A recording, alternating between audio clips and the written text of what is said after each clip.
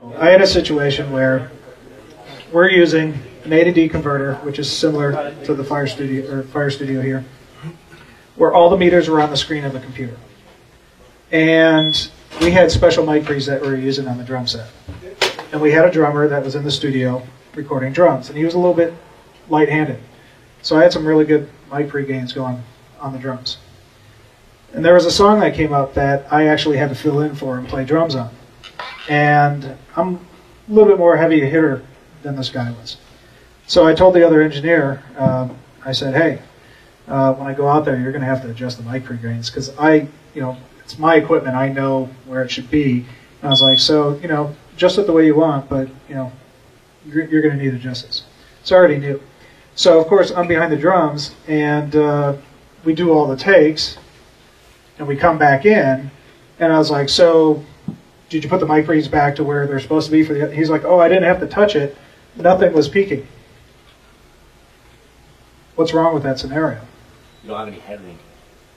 Well, it doesn't matter whether this is peaking or not, because the output from the manufacturer of this unit might never peak out this input for this unit. Does that make sense? Yeah. All I know is that if you're playing versus the other guy's playing, there's a relative sound difference. So if he was playing softer, you'd have to adjust it so that you both would be in the same bandwidth of sound. What we did is the output of this will never peak this unit. That's just because this manufacturer designed this output to be so loud and this input to be so loud. These are two different manufacturers.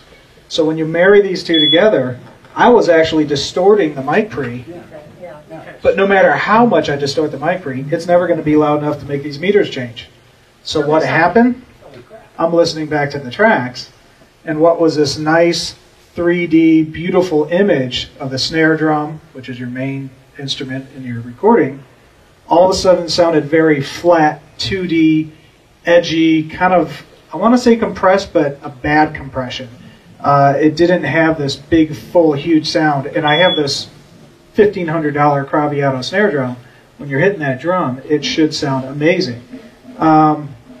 So it really, what I call, closed down the imaging of the signal, because there was so much harmonic distortion built into the signal that, to me, it just didn't sound good. Was it so bad that we couldn't use it?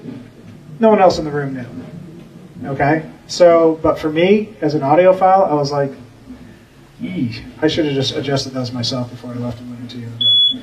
So these are things that you have to think about when you're buying multiple different pieces of gear and putting them together and creating the studio. If this unit doesn't put out as much gain as it really needs to, then maybe you need to adjust the input, if this has one, at a higher level, so maybe when this does start to peak, this is peaking too.